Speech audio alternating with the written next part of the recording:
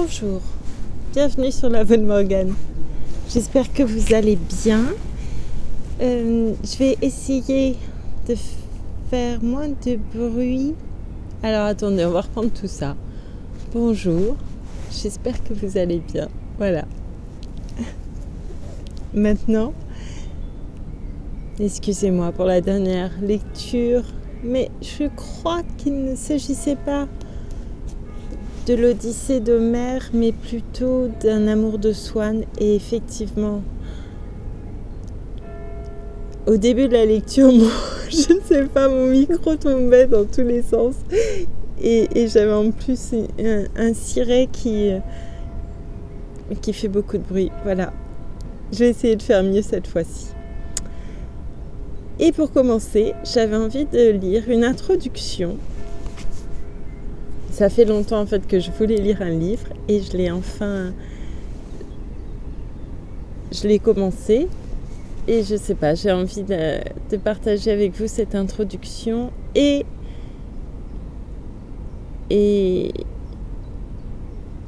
la suite un petit peu. Voilà. Je vous remercie beaucoup pour votre écoute. Pardon, je suis un petit peu fatiguée physiquement. Je crois que c'est tout. Oui. Et merci beaucoup pour votre écoute. À tout à l'heure après la lecture.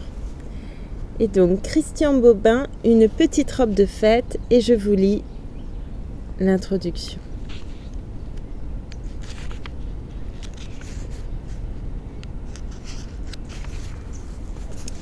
Au début, on ne lit pas. Au lever de la vie, à l'aurore des yeux. On avale la vie par la bouche, par les mains, mais on ne tâche pas encore ses yeux avec de l'encre. Au principe de la vie, aux sources premières, au ruisselet de l'enfance, on ne lit pas. On n'a pas l'idée de lire, de claquer derrière soi la page d'un livre, la porte d'une phrase. Non, c'est plus simple au début, plus fou peut-être. On est séparé de rien, par rien. On est dans un continent sans vraie limite. Et ce continent, c'est vous, soi-même. Au début, il y a les terres immenses du jeu, les grandes prairies de l'invention, les fleuves des premiers pas, et partout alentour l'océan de la mer, les vagues battantes de la voix maternelle. Tout cela, c'est vous, sans rupture, sans déchirure. Un espace infini, aisément mesurable. Pas de livre là-dedans. Pas de place pour une lecture, pour le deuil émerveillé de lire. D'ailleurs, les enfants ne supportent pas de voir la mère en train de lire. Ils lui arrachent le livre des mains, réclament une présence entière, et non pas cette présence incertaine, corrompue par le songe. La lecture entre bien plus tard dans l'enfance. Il faut d'abord apprendre, et c'est comme une souffrance, les premiers temps de l'exil. On apprend sa solitude lettre après lettre, le doigt sur le cœur, soulignant chaque voyelle du sang rouge. Les parents sont contents de vous voir lire, apprendre, souffrir. Ils ont toujours secrètement peur que leur enfant ne soit pas comme les autres, qu'il n'arrive pas à avaler l'alphabet, à le déglutir dans des phrases bien assises, bien droites, bien mâchées. C'est un mystère, la lecture. Comment on y parvient? On ne sait pas. Les méthodes sont ce qu'elles sont, sans importance. Un jour, on reconnaît le mot sur la page, on le dit à voix haute, et c'est un bout de Dieu qui s'en va, une première fracture du paradis. On continue avec le mot suivant, et l'univers qui faisait un tout ne fait plus rien que des phrases, des terres perdues dans le blanc de la page. On est à l'école, on fait son métier d'enfant. Il y a, c'est vrai, un grand bonheur de cette perte-là, de cette trouvaille première de la lecture, de sa capacité à déchiffrer une page, à contempler les ombres. C'est même plus fort que du bonheur, il faudrait, pour être juste, parler de joie. De joie et de frayeur. La joie va toujours avec la frayeur, les livres vont toujours avec le deuil. Après cette première fin du monde, autre chose commence. Pour beaucoup, l'ennui. Avec la lecture, tu achètes quelque chose qui pour toi n'a pas de valeur. Seulement un prix. Une place sur le banc de la classe, un rôle dans les bureaux ou les usines. Alors tu laisses tomber. Tu lis juste ce qu'il faut, par obligation. Plus de joie là-dedans, pas non plus de plaisir, rien que de l'obéissance. Ce qu'il faut d'obéissance pour aller jusqu'à la fin des études aux portes du désert. Après, tu ne lis rien, même pas le journal, tu fais partie de ces gens qui n'ont pas un seul livre dans leur maison. Ces gens-là, un vrai mystère pour les écrivains. Ces maisons sous les sables, ces vies où rien ne peut entrer, ni le diable, ni les livres. Parfois un dictionnaire, une encyclopédie vendue par un représentant plus malin que les autres, mais on ne les lira pas. C'est pour les enfants, pour le futur, pour les mauvais jours. C'est comme un meuble un peu étrange, pas en chêne ou en pin, un petit meuble de 20 volumes papier payé par traite, on n'y touchera pas. Parfois aussi il se passe quelque chose, pour quelques-uns, moins nombreux, bien moins nombreux. Ceux-là sont les lecteurs. Ils commencent leur carrière à l'âge où les autres abandonnent la leur, vers 8-9 ans. Ils se lancent dans la lecture et bientôt n'en finissent plus, découvrent avec joie que c'est sans fin, avec joie et frayeur. Ils s'en tiennent au début à la première expérience. Elle est indépassable. Ils liront jusqu'au soir de leur vie en s'en tenant toujours là, au bord de la première découverte, celle de la solitude, solitude des langues, solitude des âmes. Avec ravissement, ils quittent le monde pour aller vers cette solitude. Et plus ils avancent, et plus elle se creuse. Et plus ils lisent, et moins ils savent. Ces gens-là sont ceux qui font vivre les écrivains, les libraires, les éditeurs, les imprimeurs. Les grands livres, les mauvais livres, les journaux, tout est bon à qui aime lire, tout est nourriture à l'affamé. D'un côté, ceux qui ne lisent jamais, de l'autre, ceux qui ne font plus que lire. Il y a bien des frontières entre les gens. L'argent, par exemple. Cette frontière-là, entre les lecteurs et les autres, est plus fermée encore que celle de l'argent. Celui qui est sans argent manque de tout. Celui qui est sans lecture manque du manque. La muraille entre les riches et les pauvres est visible. Elle peut se déplacer ou s'effondrer par endroits. La muraille entre les lecteurs et les autres est bien plus enfoncée dans la terre, sous les visages. Il y a des riches qui ne touchent aucun livre. Il y a des pauvres qui sont mangés par la passion de lire.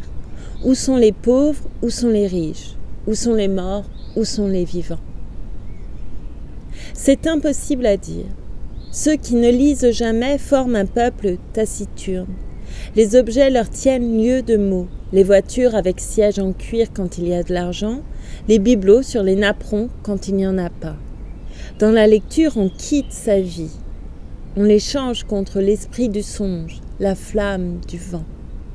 Une vie sans lecture est une vie que l'on ne quitte jamais.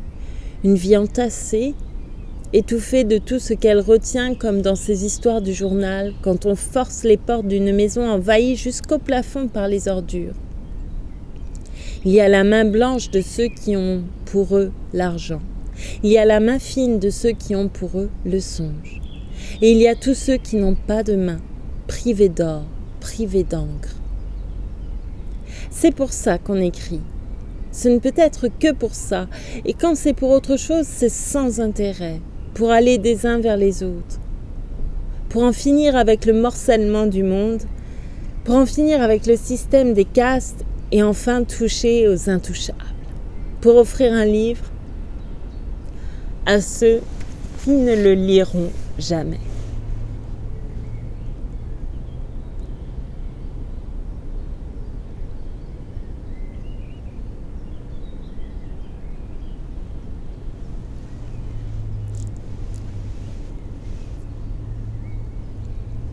Vous voyez cet idiot? Ça m'émeut quand je lis ça. J'ai déjà lu cette introduction plus tôt ce matin.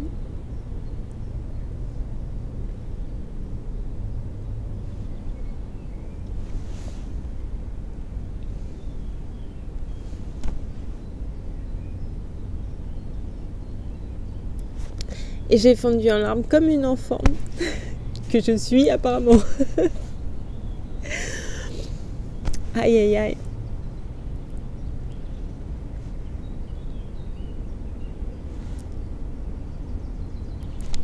J'avais envie de vous lire, et je n'ai pas trop le droit, mais quand même, c'est Christian Bobin.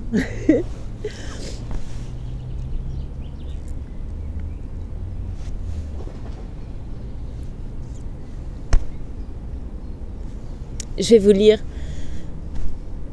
si je peux, une histoire dont personne ne voulait.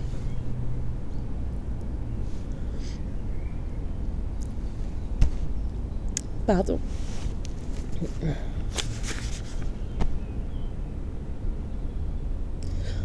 Le manuscrit est défraîchi. Il y a une date à la dernière page. 5 ans. Il a été écrit il y a 5 ans. Il vous arrive par la poste. Vous le laissez sur un coin de table, vous n'y pensez plus. Arrive le samedi. Le samedi est un jour où vous êtes très occupé. Vous faites le chauffeur de maître pour une poignée d'enfants. On veut aller ici, on veut que tu nous emmènes à la fête, on veut ceci, on veut cela, on veut tout. Vous obéissez avec ravissement, faisant le désespoir des parents qui mettent des heures à contredire cet air d'insouciance que vous amenez avec vous. La vie passe si vite, les jours s'éteignent si tôt. Pourquoi s'inquiéter de demain? Aujourd'hui répondra bien à tout. L'insouciance est en vous invincible, comme une forme souriante de la croyance en Dieu. Vous n'apprenez rien, nos enfants. Vous êtes plutôt à leur école. On vous dit parfois tu exagères, il ne faut pas tout laisser faire, tu devrais être plus adulte. Vous écoutez la leçon de choses en silence. Ensuite, vous regardez autour de vous, longtemps. Pas trace d'un seul adulte. Des enfants maussades, oui, beaucoup. Des enfants tristes qui travaillent, gagnent de l'argent, dépensent leur temps, leur force. Mais des adultes, aucune trace. Ce samedi-là, les enfants se passent de vous, n'appellent pas. Vous restez chez vous, désœuvrés, tranquilles. La compagnie de la solitude vous est aussi douce que celle des enfants. Lire, sommeiller, marcher, ne penser à rien, laisser les lumières du ciel pâlir sur la tapisserie des murs et par distraction ouvrir le manuscrit à la première page, commencer à lire. Quand vous relevez la tête, l'après-midi est passé, il n'y a plus de jour et ce n'est pas encore la nuit, il n'y a plus qu'une longue étendue de calme, comme une lente montée des eaux du calme, une inondation incessante et lumineuse. Votre pensée est dans ce calme comme à son comble, un comble de fraîcheur et de légèreté.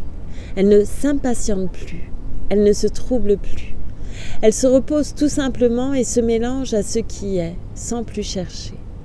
Comment nommer cette légèreté? Le mot de bonheur n'irait pas, ni aucun mot pouvant amener son contraire.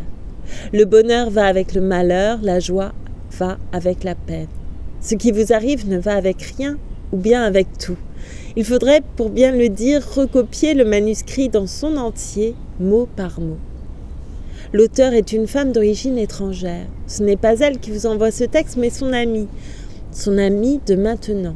Il ne vous demande rien, simplement ce que vous en pensez. Un manuscrit, c'est comme un visage. 1 minute suffit pour voir 2-3 pages et vous savez. Le récit commence par un abandon, comme dans les contes de fées. Celui que cette femme aime, le prince élu de son sang, le roi de cœur, la quitte. Il l'amène dans la plus noire forêt de l'abandon, puis il s'en va. Elle reste là, assise au pied d'un arbre. Elle attend. Elle attend, elle attend. Un matin, elle se lève, sort de la forêt, entre dans sa cuisine, ferme la fenêtre, ouvre le gaz. Une jeune femme qui tombe sur le carrelage et son âme qui tombe à ses côtés, son âme lourde, plus lourde qu'un oiseau mort, la blanche colombe gazée, étouffée sous le poids de son propre sang. La jeune femme se réveille à l'hôpital. Elle s'appuie sur ses oreillers, regarde autour d'elle, regarde en elle, plus d'âme. Le corps est bien là, en état de marche. Les mains peuvent prendre, les lèvres peuvent dire, les yeux peuvent pleurer. Tout est là, sauf l'âme. Son ami a dû l'emporter dans ses bagages sans y prendre garde. Comment peut-on être si distrait? Elle quitte l'hôpital, revient à la vie courante. Et toujours pas d'âme. Cela ne se voit pas, cela ne s'entend pas, cela n'empêche rien. On peut fort bien vivre sans âme, il n'y a pas de quoi en faire une histoire. Cela arrive très souvent. Le seul problème, c'est que les choses ne viennent plus vers vous quand vous les appelez par leur nom. Vous pouvez être absente de votre vie et tromper tout le monde sur cette absence. Tout le monde sauf les bêtes, sauf les arbres, sauf les choses. Tout le monde sauf la blonde lumière d'automne. Cette lumière qui pèse de toute sa douceur sur l'écorce des bouleaux et la chair des rosiers. Comment rejoindre ce qui se dérobe? Comment toucher à la vie immédiate? Comment retourner à la vie simple? Oui, comment? L'amour est passé sur vous comme les rouges incendies sur les forêts de Provence. Il faudra des années avant que l'herbe repousse, avant qu'un nouvel amour revienne peupler les lieux du désastre. Et les lieux du désastre, c'est vous tout entière, de la robe de coton aux pensées interdites, de votre goût du thé à votre mélancolie du printemps. Vous tout entière. Comment faire? D'abord, commencez par le plus urgent. Vous ne pouvez continuer à sortir ainsi, sans aucune âme à vous mettre, sans aucun rire au fond des yeux. Vos yeux, justement. Parlons-en. Ils ne sont plus bons qu'à pleurer. Et quand ils ne pleurent pas, ils lisent. Et un jour, ils lisent une page de Rilke. Voilà. Maria. C'est moi, ça. Maria. Rilke. Puis une autre encore. Et ce sont tous les oiseaux de l'âme qui reviennent vers vous quand vous ouvrez la volière d'encre. Votre suicide était réussi, comme tous les suicides ratés. Vous aviez perdu bien plus que la vie, la parole, le goût de la parole claire, l'amour de la parole vraie. Vous étiez devant la parole comme un enfant malade devant la nourriture. Rilke vous redonne à manger, un poème après l'autre, une image après l'autre. Avec la parole nue revient toute vérité. Avec la vérité revient toute l'âme. Celle à qui arrive cette histoire désire ensuite la raconter, pour remercier. Elle écrit donc une longue lettre à Rilke. Une lettre qui commence dans la petite cuisine sombre et qui finit dans le fond du jardin sous la lumière des tilleuls. Histoire d'une lente rééducation, histoire d'une longue migration des oiseaux morts.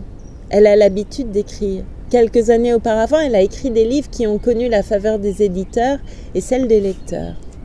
Elle se cachait bien plus derrière ces livres, mais l'histoire était la même, celle d'une résurrection. D'une mort puis d'une résurrection.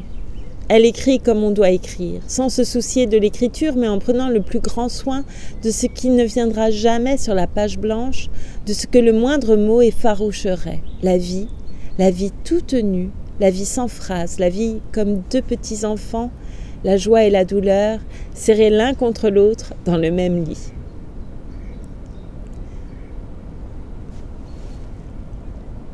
Les dictionnaires disent que Rilke est un des plus grands poètes de langue allemande.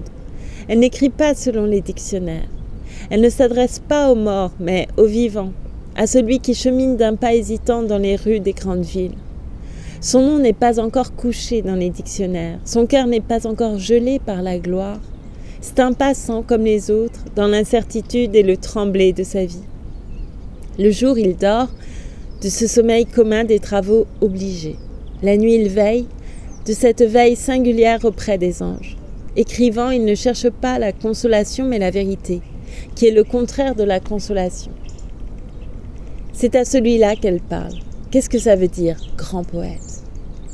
Cela ne veut rien dire, absolument rien. L'unique grandeur de celui qui se cache pour écrire lui vient de sa parfaite soumission à la vie brute. Celui qui, des nuits entières, cherche le mot juste, ne fait que développer en lui cette attention dont usent les amants l'un avec l'autre, les mères avec leurs enfants. L'art, le génie de l'art, n'est qu'un grand reste de la vie amoureuse qui est la seule vie. Grand poète, littérature, cela ne veut rien dire, et elle écrit à Rilke comme on pourrait donner de ses nouvelles à un ami d'enfance resté au pays, l'amant de toute vie, l'idiot de tout village. Elle lui parle du gaz dans la petite cuisine, de la lumière des saisons, de la bonté des grands arbres et de ce qu'elle croit être l'amour, de ce qu'elle en invente en le croyant. Son manuscrit achevé, elle l'envoie aux éditeurs et les éditeurs lui disent « On n'en veut pas de votre histoire, on ne sait pas comment la prendre ou la ranger. » Et puis vous parlez de qui au juste, de Ralph ou de vous? Choisissez, c'est agaçant de vous voir ainsi danser d'un pied sur l'autre, d'un mot au suivant. Elle essaie encore, 2 fois, 3 fois la même réponse, elle renonce. Elle est presque guérie. Presque. Dans sa douleur, elle a trouvé le chant. La souffrance est passée dans l'offrande du livre. Mais cette offrande, personne n'en veut. Des années passent, 5. Elle n'y pense plus, elle y pense encore. Par des voix étranges, par d'autres mains que les siennes, ce texte vous parvient, un clair samedi d'automne. Cette lecture d'un samedi imprègne les jours suivants. Vous écrivez à l'auteur qui vous répond. Les lettres connaissent le même sort que le manuscrit. Une seule lecture suffit à les rendre inoubliables. Toujours la même voix calme, toujours cette absence de mensonge. Pas une seule fois elle n'emprunte la parole générale, cette parole d'aucun corps, d'aucune terre, qui sert pour les idées, qui sert pour le mensonge. En ne parlant que d'elle-même dans le détail de ses heures, elle vous donne à voir le monde bien plus clairement que ce qu'en disent les journalistes avec l'impatience de leur voix, la maladie de leur intelligence. Ce qui vous touche dans cette écriture,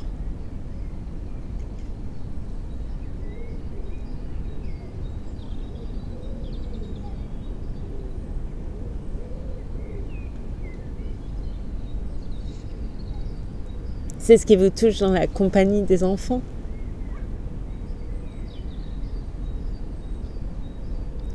Une présence vraie de tout. Une manière d'être au monde qui rend le monde léger. Un jour, elle vous écrit que son livre enfin est accepté. Il sera publié au plus loin d'elle, en Allemagne, dans une langue qu'elle a toujours crainte, dans une terre qui n'est pas celle de l'enfance. Un autre jour, en passant la main sur une nappe de coton pour la défroisser, une image vous vient d'elle, lumineuse, évidente. Comme si elle était toute dans ce geste élémentaire, déplier. Effacer tous les plis et revenir au plus ample, au continu, à l'ample et continuelle douceur de vivre. Vous restez ainsi longtemps, immobile, silencieux.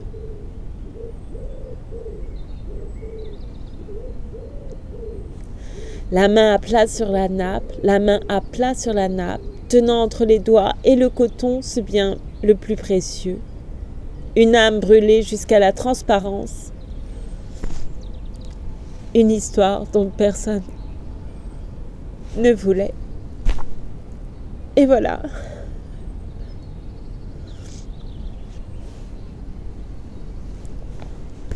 Waouh. Je l'avais pas lu encore. J'ai commencé quelques mots et je me suis dit que j'allais vous la lire. Il me faudrait un mouchoir, comme d'habitude. Attendez, je cherche. Est-ce que je suis prévoyante? Même si je ne suis pas maman. Les mamans ont toujours tout ce qu'il leur faut sous la main. Ou presque. Là.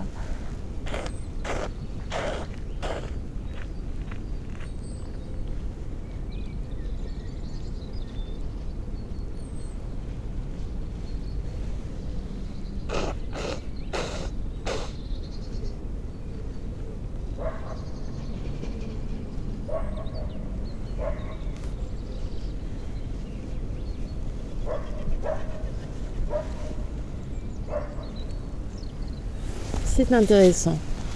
Pas plus tard que ce matin, je me disais, tiens, ça fait quand même longtemps que je n'ai pas pleuré en lisant. Pardon, parce que je dois frotter le micro en plus, ça doit être extrêmement désagréable. Plus le mouvement de caméra, vous allez vous dire, mais qu'est-ce que c'est que cette personne? Pardon. Hop. Et là, je suis vraiment en équilibre étrange. Pas très bien équilibré. Voilà. Bon, est-ce que je reprends Homère? Oui, je vais quand même reprendre Homère. J'ai lu le chant 11, on doit être au chant 12. Que d'émotions. Que d'émotions. Je vais essayer de lire le chant 12. Allez, avant qu'il pleuve. Ah là là. Qu'est-ce que je vais faire de moi? Parce que je fais de mon mieux, tout simplement. De mon mieux, parce que je ne peux pas faire autre chose. Chant 12. Quand nous avons quitté le cours de l'océan, nous voguons sur la mer, et le flot du grand large nous porte en Ayaé, vers ses bords où, sortant de son berceau de brume, l'aurore a sa maison, avec ses cœurs, et le soleil à son lever. On aborde. On échoue le vaisseau sur les sables, on prend pied sur la grève et nous nous endormons jusqu'à l'aube divine. Les sirènes Charybde et Scylla. De son berceau de brume, aussitôt que sortit l'aurore aux doigts de rose, j'envoyais de mes gens au manoir de Circé pour rapporter le corps de défunt Elpénor, tandis que, sans tarder, nous jetions bas des arbres. Tristement, au plus haut du cap, nous le brûlons, pleurant à chaudes larmes. Quand la flamme a détruit son cadavre et ses armes, nous lui dressons un tertre, y plantons une stèle et nous fichons au haut sa rame bien polie. Nous venions d'achever quand arriva Circé, qui nous savait déjà revenus de l'Hadès. Elle accourut parée. Ses femmes la suivaient, nous apportant du pain, des viandes à foison, du vin au sombre feu. Debout en notre cercle, elle parlait ainsi, cette toute divine. « Pauvres gens, vous avez pénétré dans l'Hadès et vous vivez encore. La mort qui ne saisit qu'une fois les humains, vous la verrez 2 fois. Mais prenez de ces mets et buvez de ce vin, restez là tout le jour. Demain vous voguerez dès la pointe de l'aube. Je vous dirai la route, en ne vous cachant rien, pour écarter de vous tout funeste artifice qui, sur terre ou sur mer, vous vaudrait des souffrances. » Elle disait, nos cœurs s'empressent d'obéir. Aussi, tout un grand jour, jusqu'au soleil couchant, nous restons au festin. On avait du bon vin, des viandes à foison. Au coucher du soleil, quand vient le crépuscule, les autres vont dormir au long de nos amarres. Mais Circé, me prenant la main, me fait asseoir à l'écart de mes gens et pour m'interroger sur tout notre voyage, s'allonge auprès de moi. Je lui fais un récit complet de point en point. Elle me dit alors, cette auguste Circé, « Vous voilà donc au bout de ce premier voyage. Écoute maintenant ce que je vais te dire et qu'un Dieu quelques jours t'en fasse souvenir. Il vous faudra d'abord passer près des sirènes.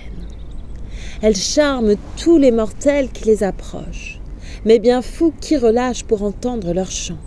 Jamais en son logis, sa femme et ses enfants ne fêtent son retour.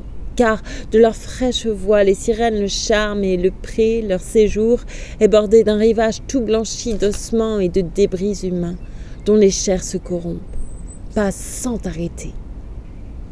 Mais pétrie de la cire, à la douceur de miel et de tes compagnons bouche les 2 oreilles, que pas un d'eux n'entende. Toi seul, dans le croiseur, écoute si tu veux, mais pieds et mains liés, debout sur l'emplanture. Fais-toi fixer au mât pour goûter le plaisir d'entendre la chanson, et si tu les priais, si tu leur commandais de desserrer les nœuds, que tes gens aussitôt donnent un tour de plus. Quand tes rameurs auront dépassé les sirènes, je ne t'assigne pas d'ici tout le parcours, à toi de décider. 2 routes s'offriront. Les voici toutes 2. On trouve d'un côté les pierres du pinacle, où rugit le grand flot azuré d'Amphitrite. Chez les dieux fortunés, on les appelle Planctes. La première ne s'est jamais laissée frôler des oiseaux, même pas des timides colombes qui vont à Zeus le Père apporter l'ambroisie. Mais le chauve rocher, chaque fois, en prend une que Zeus doit remplacer pour rétablir le nombre. La seconde ne s'est jamais laissée doubler par un vaisseau des hommes. Mais, planche du navire et corps des matelots, tout est pris par la vague et par des tourbillons de feu dévastateurs. Un seul des grands vaisseaux de mer put échapper. Ce fut Argo, rentrant du pays d'Aïétès, cet Argo que partout vont chantant les Aèdes. Le flot l'avait jeté contre ces grandes pierres, mais Héra, pour l'amour de Jason, le sauva. L'autre route vous mène entre les 2 écueils. L'un, dans les champs du ciel, pointe une cime aiguë que couronne en tout temps une sombre nuée, et rien ne l'en délivre. Ni l'été ni l'automne, il ne plonge en l'azur. Aucun homme mortel, quand bien même il aurait 20 jambes et 20 bras, ne saurait ni monter ni se tenir là-haut. La roche en est trop lisse, on la croirait polie. À mi-hauteur se creuse une sombre caverne qui s'ouvre du côté du nord-roi vers l'Érèbe. Du fond de ton vaisseau, c'est sur elle qu'il faut gouverner, noble Ulysse. Mais du fond du vaisseau, le plus habile archer ne saurait envoyer sa flèche en cette cave où Scylla, la terrible aboyeuse, a son gîte. Sa voix est d'une chienne encore toute petite, mais c'est un monstre affreux, dont la vue est sans charme et, même pour un dieu, la rencontre sans joie. Ses pieds, elle en a 12, ne sont que des moignons, mais sur 6 coups géants, 6 têtes effroyables ont chacune en sa gueule 3 rangs de dents serrées, imbriquées, toutes pleines des ombres de la mort. Enfoncée à mi-corps dans le creux de la roche, elle darde ses coups hors de l'antre terrible et pêche de là-haut tout autour de l'écueil que fouille son regard, les dauphins et les chiens de mer et quelquefois l'un de ces plus grands monstres que nourrit par milliers la hurlante Amphitrite. Jamais homme de mer ne s'est encore vanté d'avoir fait passer là sans dommage un navire. Jusqu'au fond des bateaux à la proue azurée, chaque gueule du monstre vient enlever un homme. L'autre écueil, tu verras Ulysse, est bien plus bas. Ils sont tout près. Ta flèche irait de l'un à l'autre. Il porte un grand figuier en pleine frondaison. C'est là-dessous qu'on voit la divine Charibe engloutir l'onde noire. Elle vomit 3 fois chaque jour et 3 fois, ô terreur, elle engouffre. Ne va pas être là pendant qu'elle engloutit, car l'ébranleur du sol lui-même ne saurait te tirer du péril. Choisis plutôt Scylla, passe sous son écueil, longe au plus près et file. Il te vaut mieux encore pleurer 6 compagnons et sauver le vaisseau que périr tous ensemble. À ces mots de Circé, je réponds aussitôt. Tout de même, dis-moi franchement, ô déesse, si j'allais, évitant la perte sur Charibe, me dresser contre l'autre, lorsque je la verrais s'attaquer à mes gens. Je dis, elle répond, cette toute divine. Pauvre amie, tu ne vois toujours que guerre et lutte. Tu ne veux même pas céder aux immortels. Scylla ne peut mourir, c'est un mal éternel, un terrible fléau, un monstre inattaquable. La force serait vaine. Il n'est de surmoyen contre elle que la fuite. Au long de son rocher, si tu perdais du temps à prendre ton armure, un élan de nouveau la jetterait sur vous et chacun de ses coups te reprendrait un homme. Non, passe à toute vogue en hélant Crataïs, la mère de Scylla. C'est d'elle que naquit ce fléau des humains. C'est elle qui mettra le terme à ses attaques. Puis vous arriverez à l'île du Trident où pâturent en foule les vaches du soleil et ses grasses brebis. 7 hardes de brebis et 7 troupeaux de vaches, de 50 chacun, y vivent toujours beaux, sans connaître jamais la naissance ou la mort. 2 déesses, Phaétousa et Lampétie, sont là pour les garder. Au soleil, fils d'en haut, la divine Néaire enfanta et nourrit ses 2 nymphes bouclées. Puis cette mère auguste envoya ses 2 filles au rivage lointain de l'île du Trident pour y vivre en gardant les brebis de leur père et ses vaches cornues. Respecte ces troupeaux. Ne songe qu'au retour. Et je crois qu'en Ithaque, à travers tous les maux, vous rentrerez encore. Mais je te garantis que si vous maltraitiez ces bêtes, c'est fini du navire et des gens. Tu pourrais t'en tirer et revenir, mais quand et dans quelle misère? Tous tes âmes perdues. À peine elle avait dit, cette toute divine, que l'aurore apparut sur son trône doré et Circé, remontant dans l'île, s'éloigna. Je reviens au vaisseau et je presse mes gens de remonter à bord, puis de larguer l'amarre. On s'embarque à la hâte. On va s'asseoir au banc. Puis chacun en sa place, la rame bat le flot qui blanchit sous les coups. Pour pousser le navire à la proue azurée, la déesse bouclée, la terrible Circé, douée de voix humaine, nous envoie un vaillant compagnon dans la brise qui vient gonfler nos voiles et quand, ayant à bord rangé tous les agrès, on n'a plus qu'à s'asseoir et qu'à laisser mener le vent et le pilote, je fais part à mes gens des soucis de mon cœur. Amis, je ne veux pas qu'1 ou 2 seulement connaissent les arrêts que m'a transmis Circé, cette toute divine. Non, je veux tout vous dire pour que, bien avertis, nous allions à la mort ou tâchions d'éviter la parque et le trépas.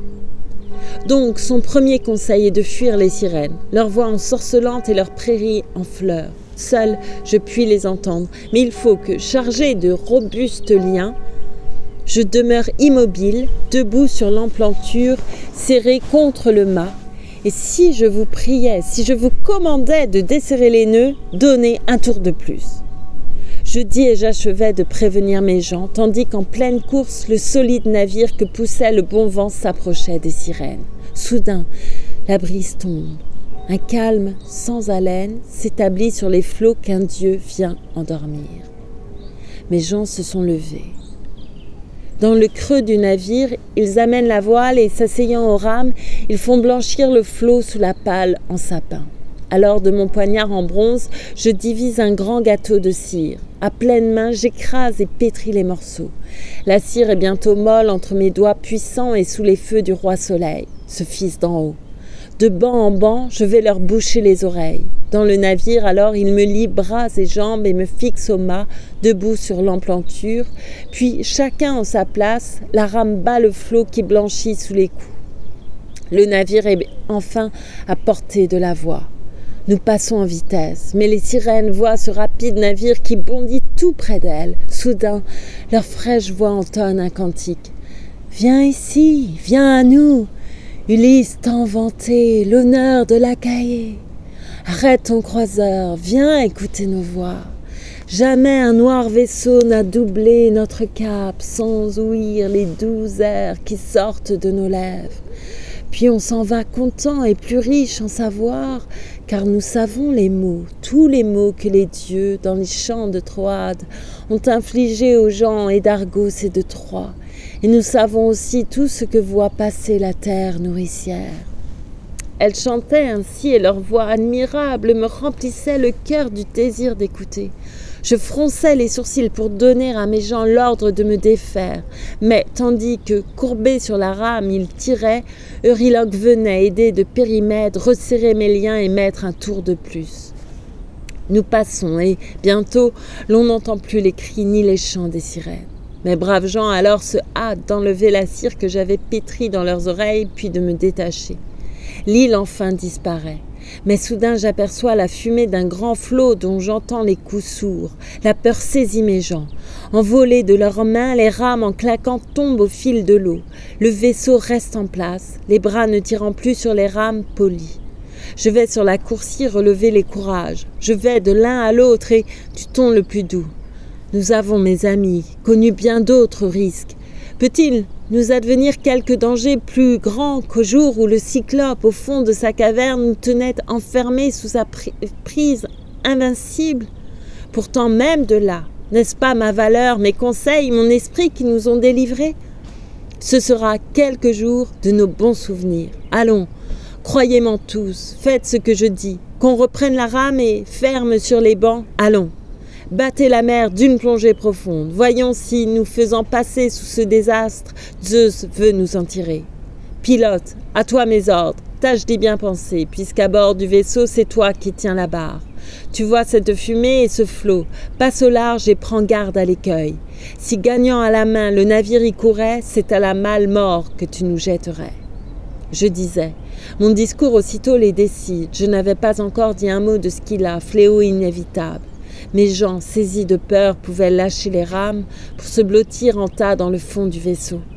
Mais j'avais oublié qu'en ces tristes avis, Circé m'avait enjoint de ne pas endosser mes armes glorieuses. Je les revais. Je prends en main 2 longues piques et je vais me poster au gaillard de l'avant. J'espérais découvrir cette Scylla de pierre avant qu'elle causât le malheur de mes gens.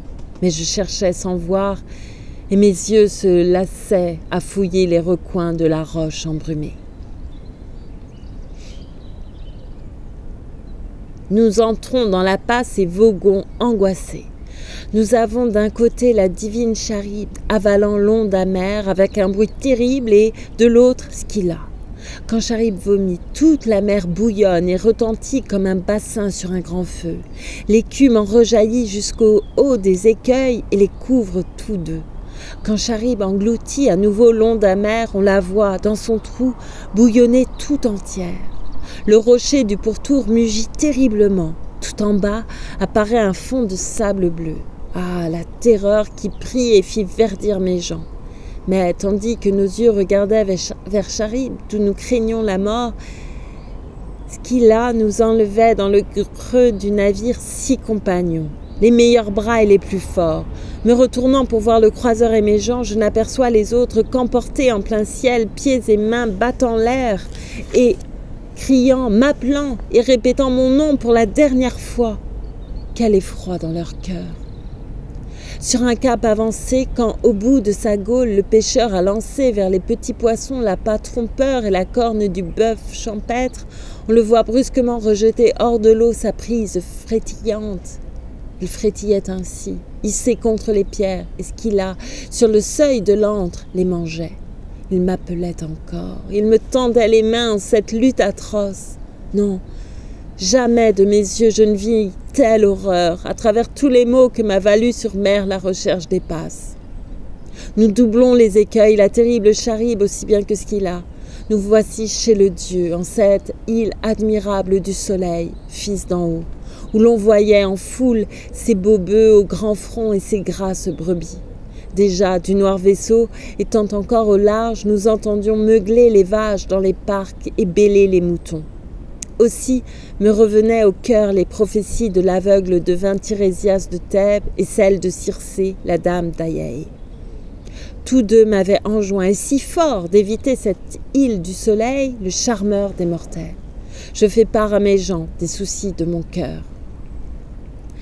Camarades, 2 mots, vous avez beau souffrir, il faut que vous sachiez ce que Tirésias m'a prédit dans l'Hadès. Il m'a recommandé, et très fort, d'éviter cette île du soleil, le charmeur des mortels.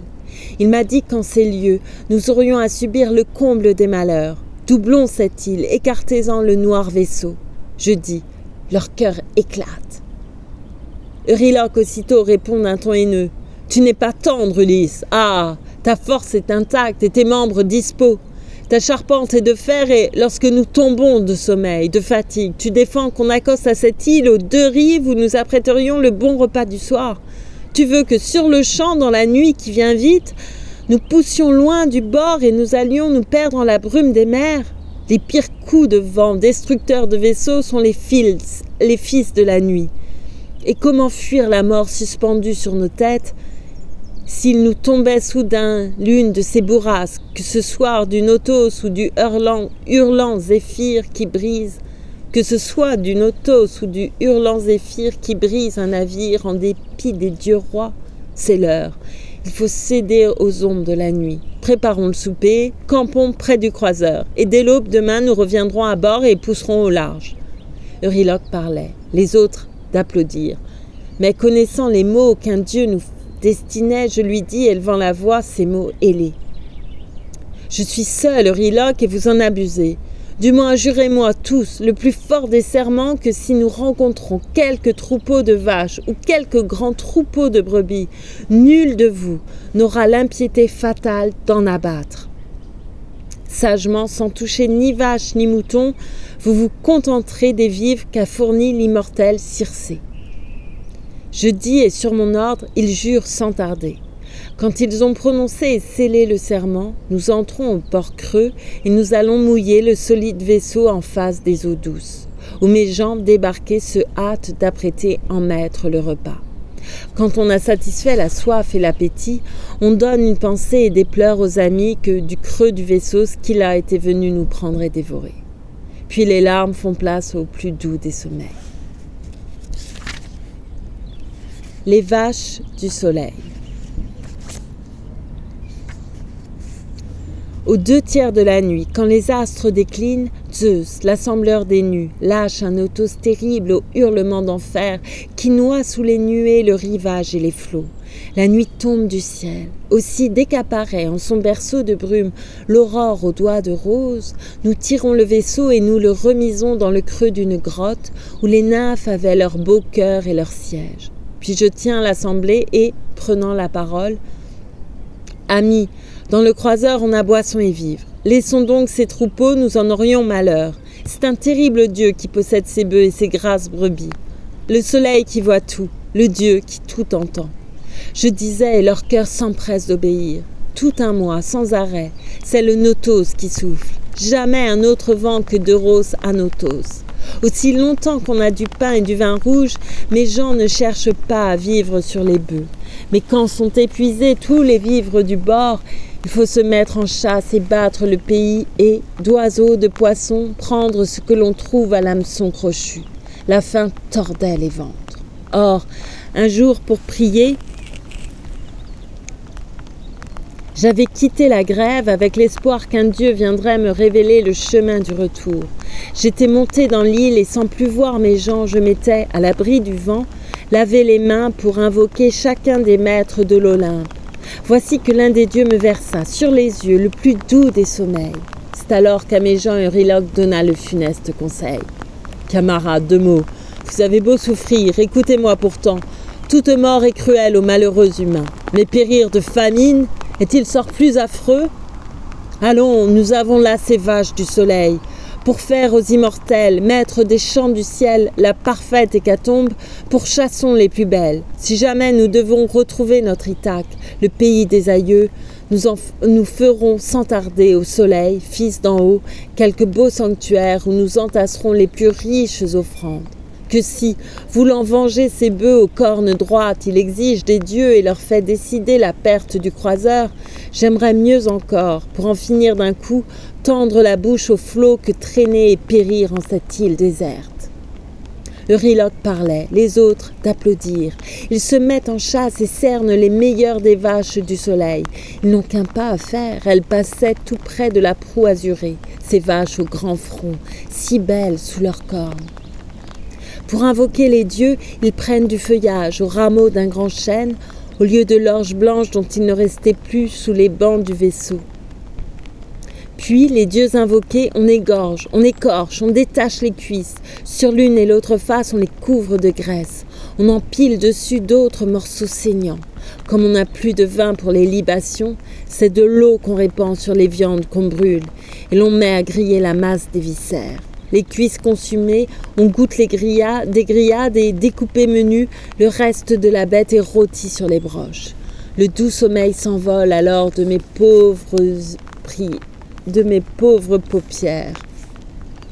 Je reprends le chemin du croiseur, de la grève, et j'allais arriver sous le double gaillard quand la bonne senteur de la graisse m'entoure. Je fonds en pleurs, je crie vers les dieux immortels. Zeus, le Père, et vous tous, éternels bienheureux, vous m'avez donc maudit quand vous m'avez couché en ce sommeil perfide. De quel forfait mes gens rêvaient en mon absence. Mais déjà l'ampétit, drapé en ses longs voiles, accourait prévenir le soleil, fils d'en haut, du meurtre de ses vaches, et le dieu courroucé disait aux immortels. Zeus le Père et vous tous, éternels bienheureux, faites payer aux gens de ce fils de Laerte le meurtre de mes bêtes. Ah, les impies, c'était ma joie quand je montais vers les astres du ciel ou quand, mon tour fini du haut du firmament, je rentrais sur la terre. Si je n'en obtiens pas la rançon que j'attends, je plonge dans l'Hadès et brille pour les morts. Zeus, l'assembleur des nus, lui fit cette réponse. Soleil, reste à briller devant les immortels et sur la terre au blé devant les yeux des hommes. Quant à cela, je vais, de ma foudre livide, leur fendre leurs croiseurs en pleine mer vineuse. Ce fut de Calypso, la nymphe aux beaux cheveux, que j'appris ces discours qu'elle disait tenir d'Hermès le messager. J'étais redescendue au navire, à la mer. J'allais de l'un à l'autre et je les querellais. Hélas, nous ne pouvions découvrir de remède. Les vaches n'étaient plus et voici que les dieux nous envoyaient leurs signes. Les dépouilles marchaient, les chairs cuites et crues meuglaient autour des broches. On aurait dit la voix des bêtes elles-mêmes. Durant 6 jours entiers, mes braves compagnons ont de quoi banqueter. Ils avaient au soleil pris ses plus belles vaches. Mais lorsque Zeus, le fils de Cronos, nous envoie la 7e journée, le Notos qui soufflait en tempête s'apaise. On s'embarque à la hâte, on replante le mât, on tend les voiles blanches, on pousse vers le large et l'île disparaît. Devant nous, plus de terre, rien que le ciel et l'eau. Zeus nous pend sur la coque une sombre nuée dont la mer s'enténèbre. Mais notre course est brève. En hurlant, nous arrive un furieux zéphyr qui souffle en ouragan. La rafale, rompant d'un coup les deux étais, nous renverse le mât et fait pleuvoir tous les agrès à fond de cale. Le mât, en s'abattant sur le gaillard de poupe, frappe au front le pilote et lui brise le crâne. La tête est en bouillie. L'homme, comme un plongeur, choit du haut du gaillard et son âme vaillante abandonne ses os. 2 tonnes en même temps et foudroie le vaisseau. La foudre vient frapper le vaisseau qui capote et que le souffle remplit. Tous mes gens sont à l'eau. Mes gens sont emportés par les vagues. Ils flottent autour du noir croiseur, pareils à des corneilles. Le Dieu leur refusait la journée du retour. Moi, je courais d'un bout à l'autre du navire quand un paquet de mer disloque la membrure. La quille se détache et la vague l'emporte. Mais le mât arraché flottait contre la quille et l'un des contre-étais y restait attaché. C'était un cuir de bœuf. Je m'en sers pour lier ensemble mât et quille et sur eux je m'assieds. Les vents de mort m'emportent. Le zéphyr cesse alors de souffler en tempête. Mais le Notos accourt pour m'angoisser le cœur car il me ramenait au gouffre de Charybde. Toute la nuit je flotte. Toute la nuit je flotte. Au lever du soleil, je me trouve devant la terrible Charybde et l'écueil de Scylla. Or Charybde est en train d'avaler l'onde amère. Je me lève sur l'eau, je saute au haut figuier. Je m'y cramponne comme une chauve-souris, mais je n'ai le moyen ni de poser le pied ni de monter au tronc. Car le figuier, très loin des racines, tendait ses longs et gros rameaux pour ombrager Charybde. Sans faiblir, je tiens là, jusqu'au dégorgement qui vient rendre à mes vœux et le mât et la quille. Quand je revois mes bois qui sortent de Charybde, c'était l'heure tardive où, pour souper, le juge, ayant entre plaideurs réglé maintes querelles, rentre de l'agora. Je lâche pieds et mains pour retomber dessus. Mais sur l'eau, je me plaque entre mes longues poutres. Je remonte dessus. Je rame des 2 mains et le Père des dieux et des hommes me fait échapper cette fois au regard de Scylla. Sinon, j'étais perdue. La mort était sur moi. Et 9 jours, je dérive. À la 10e nuit, le ciel me jette enfin sur cette île océane où la nymphe bouclée, la terrible déesse douée de voix humaine, Calypso, me reçoit et me traite en amie. Mais pourquoi vous reprendre un récit qu'hier soir, en cette même salle, je vous ai fait, à toi et ta vaillante épouse? Quand l'histoire est connue, je n'ai jamais aimé en faire un nouveau conte. Il pleut. Je ne vois presque plus les mots. J'espère que vous avez pu entendre quand même. Je vous remercie beaucoup. Je ne vais pas rester trop longtemps sous la pluie comme ça. Je ne voudrais pas tomber malade. Je vous remercie beaucoup pour votre écoute. Faites bien attention à vous. Et à très bientôt pour la suite et une prochaine lecture d'Un amour de Swann. Merci beaucoup. Faites attention à vous.